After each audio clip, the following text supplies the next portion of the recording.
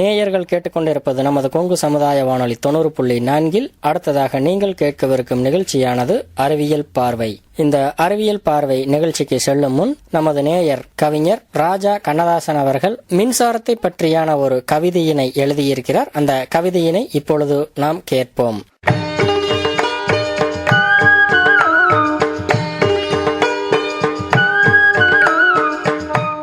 மின்சாரமே சம்சாரமாய் ஆனதிந்த உலகம், சம்சாரமே இல்லை என்றால் எங்கே வாழும் குடும்பம்? மண் குடிசை வீட்டினிலும் மண்விளக்கின் ஒளியினிலும் படுத்துறங்கி எழுந்தோம், அதில் பள்ளி பாடங்களும் படித்தோம். மின்சார சொர்க்கம் வந்து மீட்டதந்த உலகை இன்று குழல் விளக்கின் ஒளியில் மின் விசிறி சுழலும் சுகத்தில் இனிமையாக படிக்கிறோம், வாழ்வை எளிமையாக கடக்கிறோம். மின்சாரமே சம்சாரமாய் ஆனதிந்த உலகம், சம்சாரமே இல்லை என்றால் எங்கே வாழும் குடும்பம்? ஆழக்கிணறு வெட்டி நீரை ஏற்றம் போட்டு இறைத்த காலம் போனது, மின் மோட்டார் இன்று நீரை அள்ளி கொட்டுது. நடைபாதை தெருவிலே இருந்த இருட்டு போனது, தெருவெங்கும் மின்விளக்கின் ஒளியாலே நிரம்புது. பாட்டு பாடும் வானொலி, உலக நடப்பை காட்டும் தொலைக்காட்சி பெட்டியும் மின் ஆற்றலாலே இயங்குது. அதனால் மின்சாரமே சம்சாரமாய் ஆனதிந்த உலகம். இருளடைந்த பூமியை வெளிச்சம் போட்டு காட்டினோம், மருளடைந்த பேய் பூதம் இல்லை என்றே ஆக்கினோம். குளிர் சாதன பெட்டியும் குழு குழு அறைகளும் நீரிலும் நெருப்பிலும் அணுவிலும் மின்சாரத்தை தேடிய நாம் இன்று சூரிய கதிரிலும் மின்சாரத்தை அடைகிறோம். அதனால் மின்சாரமே சம்சாரமாய் ஆனதிந்த உலகம், சம்சாரமே இல்லை என்றால் எங்கே வாழும் குடும்பம்?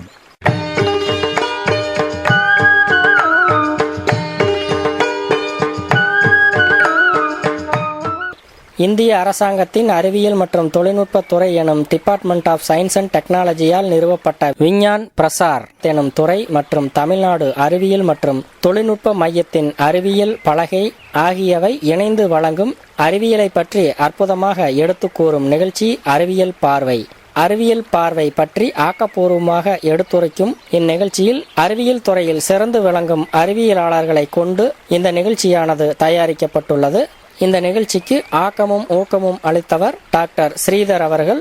வடிவமைப்பு மற்றும் செயலாக்கம் அறிவியல் பலகை மூத்த திட்ட ஒருங்கிணைப்பாளர் ப. ஸ்ரீகுமார் அவர்கள். நிகழ்ச்சி ஒருங்கிணைப்பு கொங்கு சமுதாய வானொலி நிலைய இயக்குனர் முனைவர் ச. மகேஸ்வரன் அவர்கள். இன்றைய நிகழ்ச்சியில் அன்றாட வாழ்வில் நாம் பயன்படுத்தப்படும் மின்சாரம் எவ்வாறு தயாரிக்கப்படுகிறது, மின்சாரத்தினுடைய பயன்பாடு, அறிவியல் அற்புதத்தால் மின்சாரம் தொழிற்சாலைகளுக்கு எவ்வாறு பயன்படுத்தப்படுகிறது, மின்சாரத்தினுடைய பாதுகாப்பு குறித்து மின் பொறியாளர் பிரவீன்குமார் அவர்கள் நம்மோடு இணைந்திருக்கிறார். உடன் உரையாடுகிறார் நமது நேயர் கே. தாமோதரன் அவர்கள். இந்த நிகழ்ச்சியை இப்பொழுது நீங்கள் கேட்கலாம்.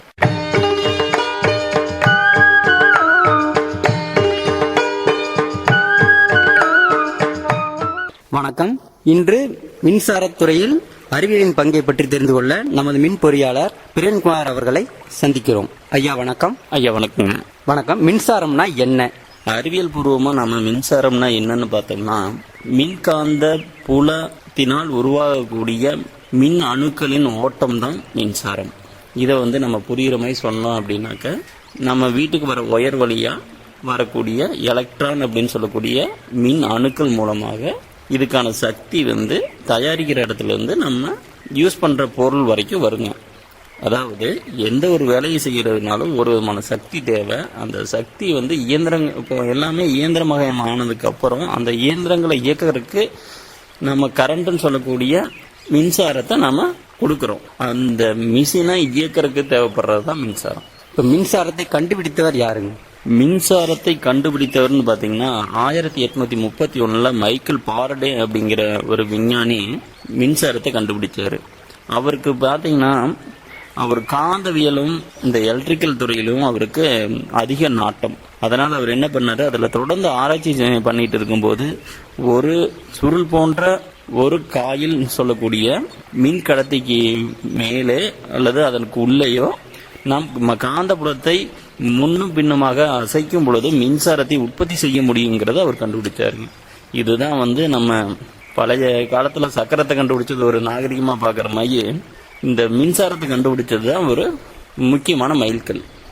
அதுக்கப்புறம் தான் பார்த்தீங்கன்னா நிறைய மாற்றங்கள் நம்ம டே டு டே லைஃப்பில் நிறைய நமக்கு வசதியான பொருட்கள் சாதனங்கள் எல்லாம் கிடைக்க ஆரம்பித்திருக்கிறது.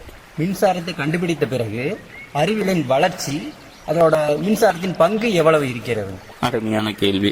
நம்ம முதல்ல மின்சாரம் இல்லாத பொழுது இரவு நேரங்கள் அப்படிங்கிறது இயக்கமே இல்லாத ஒரு அமைதியான இதாக இருந்திருக்கும். நம்மளுடைய செயல்பாடுகள் எல்லாமே பார்த்தீங்கன்னா சூரிய வெளிச்சம் வந்ததுன்னு ஆரம்பிப்போம். சூரியன் இருட்டாகிறதுக்குள்ள அனைத்து விதமான வேலைகளையும் நம்ம முடித்து விட்டு உறக்கத்துக்கு சென்று விடுவோம். இது ஆரம்ப காலத்தில் காடுகளில் வாழ்ந்த மக்களை போல நகரங்களில் இருப்பவர்களுக்கும் இதுதான் வாழ்க்கை முறையாக இருந்தது.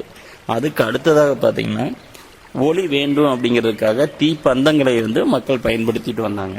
அந்த டைம்ல தான் இந்த மைக்கேல் பாரடே அவரு அந்த மின்சாரத்தை கண்டுபிடிச்சாரு. கண்டுபிடிச்சிட்டு அவர் என்ன பண்ணாருன்னா முத ஒரு தெருவிளக்கை எரிய வச்சு காட்டினாரு. அதுதான் முதலாக மின்சாரம் ஒரு இடத்துல இருந்து இன்னொரு இடத்துக்கு கொண்டு போனது. எப்பன்னு பார்த்தீங்கன்னா 1889ஆம் ஆண்டு அமெரிக்காவில் வில்லாமிட்டி அருவியிலிருந்து 23 கிலோமீட்டர் தூரத்தில் ஒராகான் என்ற இடத்துல போர்ட்லாண்ட் பகுதியில் உள்ள ஒரு தெருவிளக்கை எரிய வைக்கப்பட்டன.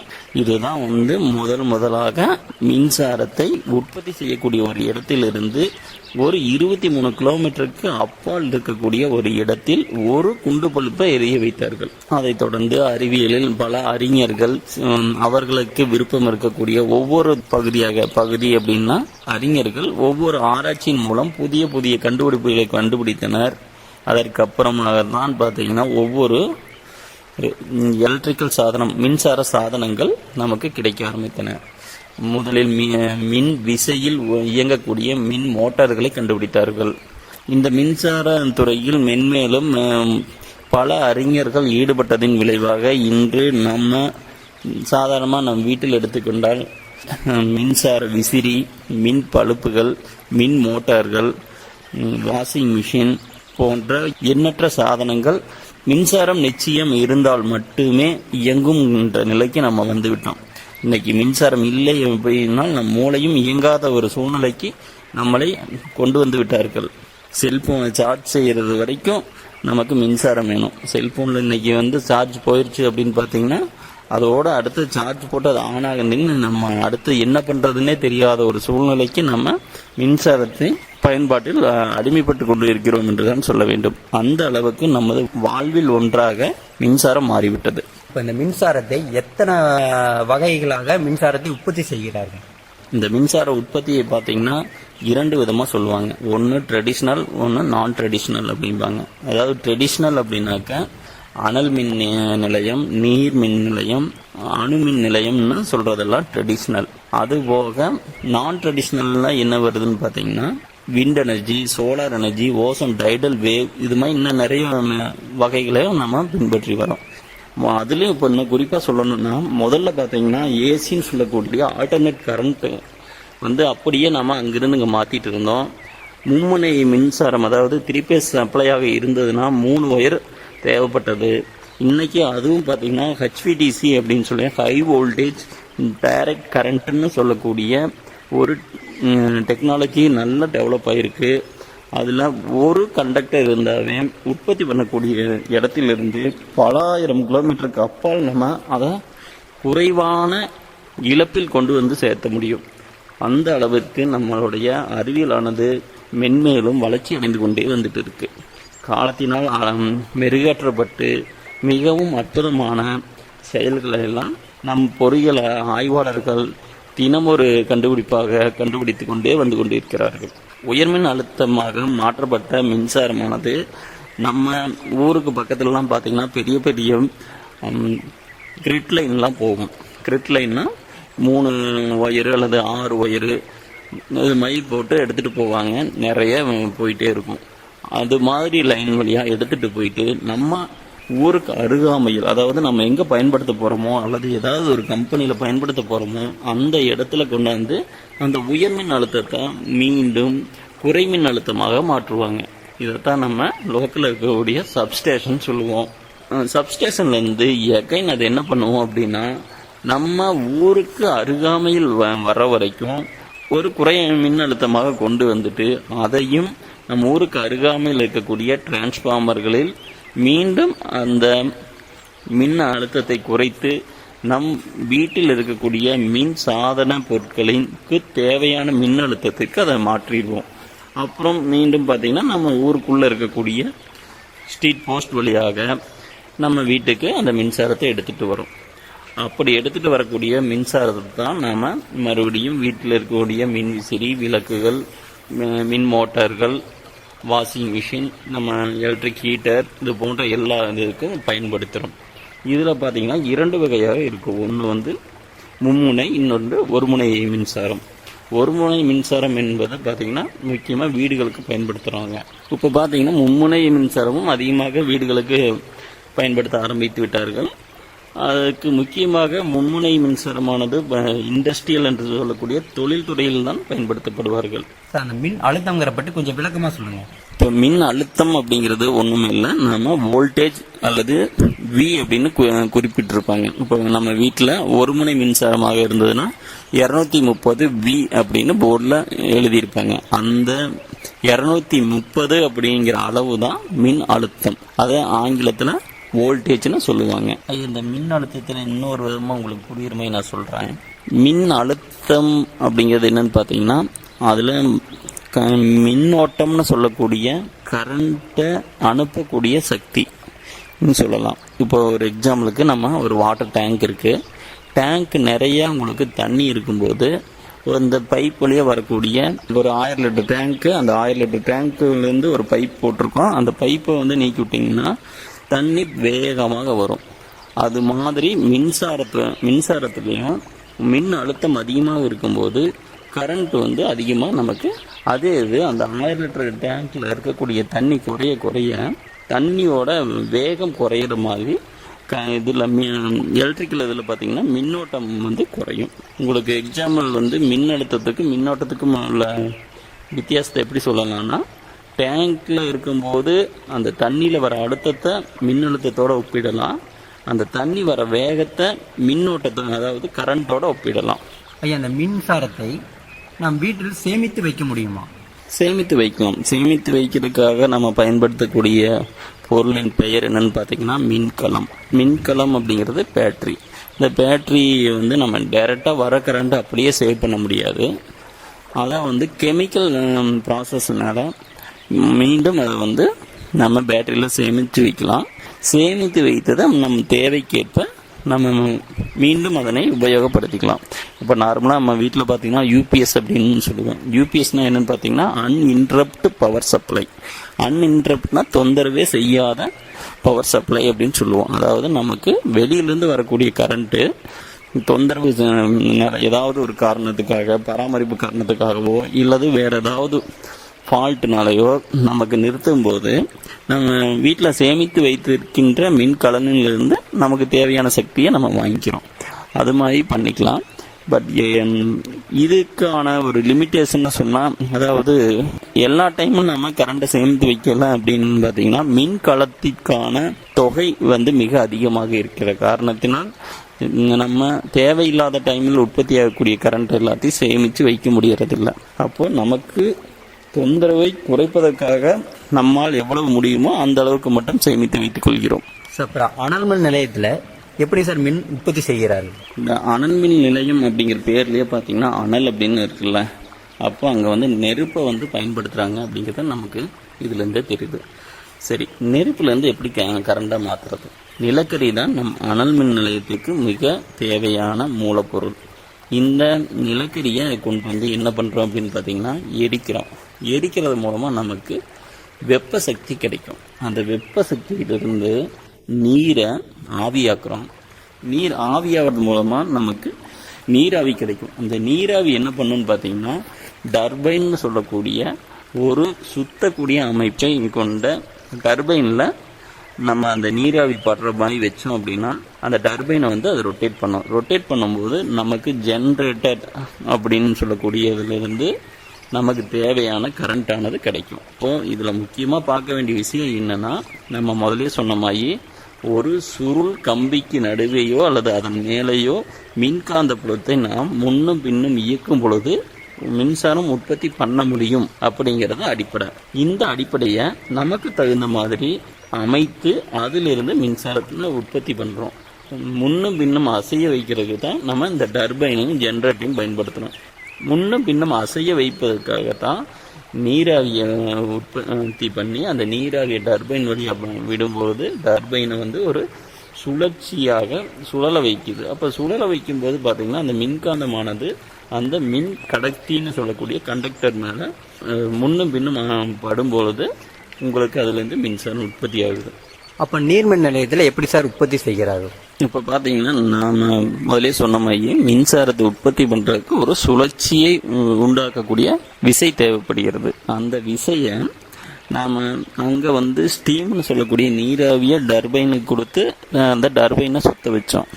இங்கே நீர்மின் நிலையத்தில் நீரை வந்து ஒரு உயரமான பகுதியிலிருந்து தாழ்வான பகுதிக்கோ அல்லது நீரோட்டத்தோட அதோட போக்கிலேயே அதன் மேலே ஒரு ஃபேன் போன்ற அமைப்பு இருக்கக்கூடிய டர்பைனோ வச்சோம் அப்படின்னா அது மூலமாக நமக்கு ஒரு சுழற்சி விசை கிடைக்கும். அந்த விசையை நாம் ஜென்ரேட்டருக்கு கொடுத்து அதுலேருந்து நம்ம மின்சாரம் தயாரிச்சுக்கிறோம். இதே மாதிரி தான் அணுமின் நிலையம். அணுமின் நிலையத்தில் அனல் மின் நிலையம் போல வெப்பத்தை உற்பத்தி பண்ணுறதுக்கு பதிலாக அங்கே ரியாக்டர் அப்படின்னு சொல்லுவாங்க. அதிக வெப்பத்தை உமிழும் அணுக்களை பிளந்து அது வழியாக உற்பத்தியாகக்கூடிய வெப்பத்தை கொண்டு மீண்டும் நீரை சூடாக்கி நீராவியாக மாற்றி அதன் மூலம் மின்சாரத்தை பெறுகிறோம். சூரிய மின் உற்பத்தி பற்றி சொல்லுங்க. சூரிய ஒளியானது சோலார் பேனல் மூலமாக தயாரிக்கப்படுது. அந்த சோலார் பேனல் பார்த்தீங்கன்னா போட்டோவோல்டிக் அப்படின்னு சொல்லக்கூடிய ஒரு பொருளால் தயாரிச்சிருக்காங்க.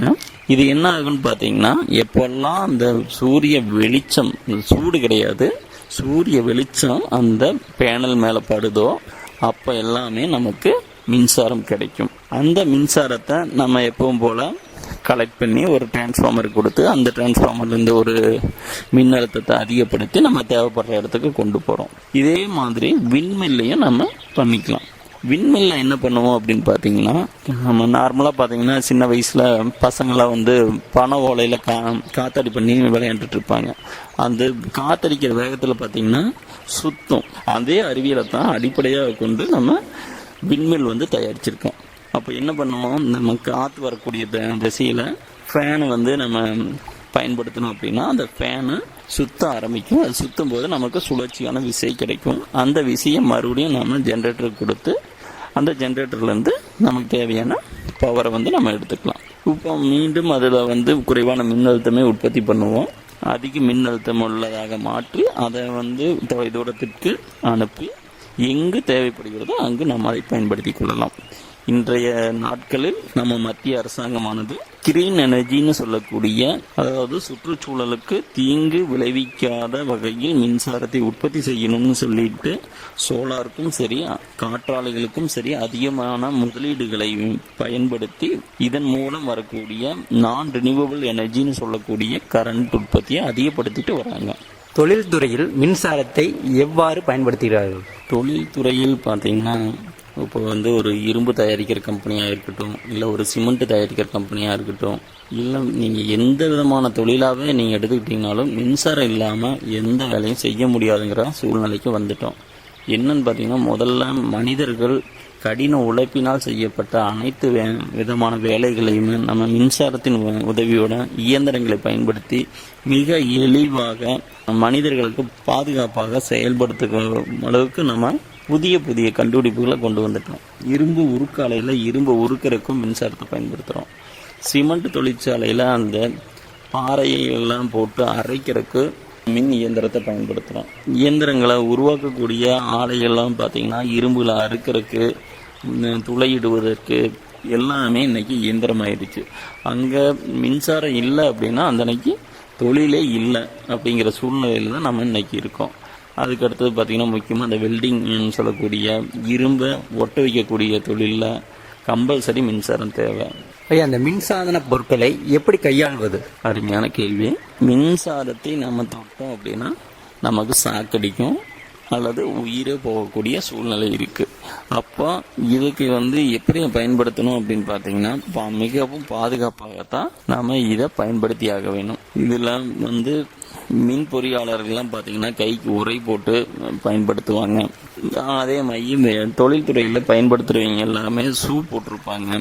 இது மாதிரி பாதுகாப்பான உடைகளையும் மின்சார சாதனங்களை இயக்கும் போது மிக பாதுகாப்பாக இருக்க சொல்றோம். அப்படின்னு பார்த்தீங்கன்னா இயந்திரங்களில் ஏதாவது பழுது ஏற்பட்டிருந்தாலோ அல்லது நம்ம வெளியிலேருந்து கொண்டு வந்து கொடுக்கக்கூடிய மின்சார வயர்ல ஏதாவது பாதிப்புகள் ஏற்பட்டிருந்தாவோ அந்த மின்சாரம் தாக்குவதற்கான வாய்ப்புகள் மிக மிக அதிகம். இதற்காக காமனாக என்ன சொல்லியிருப்பாங்கன்னா கிரவுண்டுன்னு சொல்லி ஒரு தொழில்நுட்பத்தை சொல்லியிருப்பாங்க. அது என்ன ஆகுன்னு பார்த்தீங்கன்னா மின்சாரம் எப்பவுமே பார்த்தீங்கன்னா அது ஃப்ளோ ஆகும், அது பாயக்கூடிய இடத்தில் மின் தடைகள் குறைவாக இருக்கக்கூடிய பகுதியில் தான் வேகமாக பாயும். இப்போ நீங்கள் ஒரு மின்சார பொருளில் இருந்து பூமிக்கு ஒரு காப்பர் ஒயராவோ அல்லது ஒரு காப்பர் பிளேட்டாவோ எர்த்து பண்ணிட்டீங்க அப்படின்னா, கிரவுண்டிங் பண்ணிட்டீங்க அப்படின்னா உங்கள் வழியாக பாயும் பொழுது உங்களுக்கும் அந்த மின்சாதனத்துக்கும் பூமிக்கும் இடையில் உங்களுடைய மின் தடையை விட பூமிக்கும் அந்த மின்சாதனத்துக்கும் இடையே இருக்கக்கூடிய இந்த கிரவுண்டிங் ஒயர் மூலமாக இருக்கக்கூடிய மின்தடை குறைவாக இருக்கும். அந்த சமயத்தில் அதிகப்படியான மின்சாரமானது நேரடியாக மின்சாதனத்திலிருந்து பூமிக்கு பாயுமே வழிய உங்களை பாதிக்காது. அதற்காகவே கிரவுண்டிங் என்பது மிக மிக முக்கியமான பாதுகாப்பான முறையாகும். எனவே ஒவ்வொருவரும் அவரவர் வீடுகளில் எந்த விதமான மின்சாதன பொருட்களாக இருந்தாலும் அதனை கிரவுண்ட் செய்ய வேண்டியது, கிரவுண்ட் அதாவது பூமியுடன் இணைக்க வேண்டியது மிக மிக முக்கியமானது, பாதுகாப்பானது, அவசியமானது. அப்படி மின்சாரம் ஒரு சாதனத்தின் பயன்பாட்டிற்கு தேவையான அளவை விட மிக அதிக அளவில் எடுக்கும் பொழுது, அதாவது நம்ம வழியாக பாயும் பொழுதோ அல்லது மின்சாதனத்தில் இருந்து கிரவுண்டுக்கு பாயும் பொழுதோ அதிகமான மின்னோட்டம் அதற்கு தேவை. அவ்வாறு மின்னோட்டம் திடீரென அதிகரிக்கும் பொழுது அதனை தடுப்பதற்காக MCP மினியேச்சர் சர்க்யூட் பிரேக்கர் அப்படின்னு சொல்லக்கூடிய டிவைசஸ் இருக்கு. ஒன்று. ரெண்டாவது ELCP அப்படின்னு சொல்லி ஒன்று இருக்கு. அது என்னன்னா எர்த் லீக்கேஜ் சர்க்யூட் பிரேக்கர்னு சொல்லுவாங்க, RCP அப்படின்னு சொல்றாங்க. அந்த எர்த் லீக்கேஜில் என்ன ஆகுன்னு பார்த்தீங்கன்னா, இப்போ சிங்கிள் பேஸாக இருந்ததுன்னா, அதாவது ஒரு முனை மின்னோட்டமாக இருந்தது அப்படின்னா ஒரு ஒயர் வழியாக செல்லக்கூடிய கரண்ட் மற்ற ஒயருடன், அதாவது ஃபேஸ் வழியாக போய் நியூட்ரல் வழியாக ரிட்டர்ன் ஆகக்கூடிய கரண்ட் சமமாக இருக்கிறதா இல்லையான்னு பார்க்கும். ஒருவேளை நீங்கள் பழுதடைந்த மின்சாதனத்தை தொற்றிருக்கும் பொழுது உங்கள் வழியாக அந்த கரண்டானது நியூட்ரல் வழியாக திரும்பி வராமல் உங்கள் வழியாக பூமிக்கு போகுது அப்படின்னா நியூட்ரலுக்கும் ஃபேஸுக்கும் இடையில இருக்கக்கூடிய கரண்ட் ஃப்ளோவோட வித்தியாசத்தை முதலில் அதனை கண்டுபிடித்து அந்த மின்சாதனத்துக்கு செல்லக்கூடிய கரண்ட்டை துண்டித்துரும். அதாவது மின்சாதனத்துக்கு செல்லக்கூடிய மும்முனை மின்சாரமாக இருக்கும் பொழுது அந்த RYP என்று சொல்லக்கூடிய 3 பேஸோட கரண்டையும் கூட்டி நியூட்ரல் வழியாக செல்லக்கூடிய கரண்ட்டுக்கும் உள்ள வித்தியாசம் இருக்கும் பொழுது இந்த சாதனமானது மின்னோட்டத்தை துண்டித்துவிடும். அதாவது பாதுகாப்பான சாதனங்கள் இன்றைய மார்க்கெட்டில் அதிகம் கிடைக்கின்றன. அதனுடைய விலை அதிகமாக இருந்தாலும் நம் உயிரின் முக்கியத்துவம் அறிந்து ஒவ்வொருவரும் அவரவர் வீடுகளிலும் தொழில்துறைகளிலும் நிச்சயம் இந்த பாதுகாப்பான பொருளை கட்டாயம் பயன்படுத்த வேண்டும். அதே போல பார்த்தீங்கன்னா இந்த மின்னல் தோன்றுகிறது அல்லவா மழைக்காலங்களில், அதுவுமே ஒரு மின்சாரம் தான். அது மேகத்திலிருந்து பூமியை நோக்கி மின்சாரமாக வருகிறது. அதைத்தான் நம்ம மின்னல்ங்கிறோம். அந்த மின்னல் அதிகப்படியான வெளிச்சத்தை கொடுக்கிறது. இந்த மின்னலை நம்ம அளக்க முடியுமா அப்படின்னா அளக்க முடியாது. ஏன்னா அது மேகங்களில் எவ்வளவு சார்ஜ் இருக்கோ அவ்வளவு சார்ஜையும் நம்ம பூமியோட டிஸ்சார்ஜ் செஞ்சிடும். அதுவும் ஒரு வகையான மின்சாரம் தான். இதுவரை அறிவியலின் மின்சாரத்துறையின் பங்கை பற்றி பார்த்தோம். நன்றி ஐயா. நன்றி, வணக்கம்.